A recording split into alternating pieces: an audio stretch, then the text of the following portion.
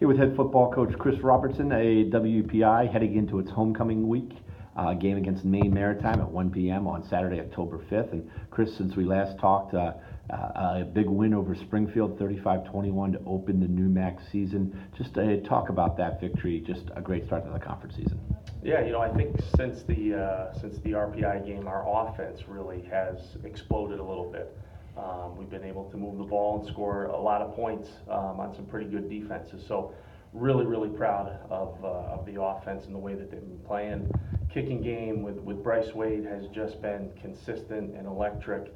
And defensively, whereas in the first half we had a couple of busts, in the second half did a really nice job of shutting down a really vaunted Springfield attack and getting no points on the board from a defensive perspective.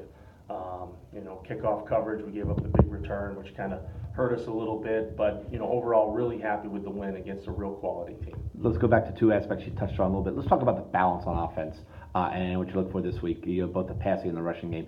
You really seem to achieve a good balance the last few weeks. Yeah, no, we really have, and I keep saying this, but to have both Sean and Connor back there. Sean went down with a little ankle injury. So to see Connor just thrive and shine when all eyes were on him was just fantastic. To put a couple more in the end zone. Sean scores 3 the week before. Connor scores 2 this week. So it's nice to have some options in the run game. And Julian has been pretty darn efficient in the pass game too. Taking some shots. Our receivers have been playing really well. Not too many drops out there. It has been a really nice balanced attack. And let's you talk about special teams. And Bryce has gotten a lot of accolades like he deserves. He's had a great season. But Austin, on your punt return, the entire punt return unit, Austin really gave you a huge lift by getting that ball all the way down to one. Had another touchdown called back.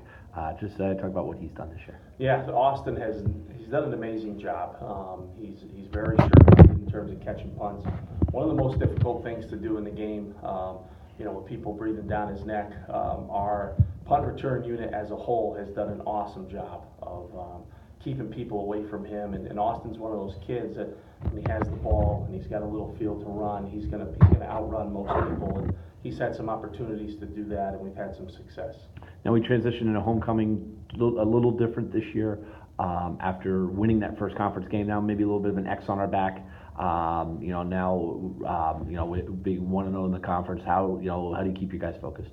Yeah, I mean, it's a cliche, but you have to be able to just focus on that day, and and I think that one of the most important things I've communicated to the guys is that at the end of the day, it doesn't really matter what we did last week. What matters is today. What matters are the things that we're working on today. We really try and stay process oriented in the things that we do. I think our players have embraced it. We've beaten some good teams, and the nice thing is you haven't had that kind of letdown after the fact. The guys seem to be able to hit the reset button even after a victory to be able to get back to work and prepare for the next opponent.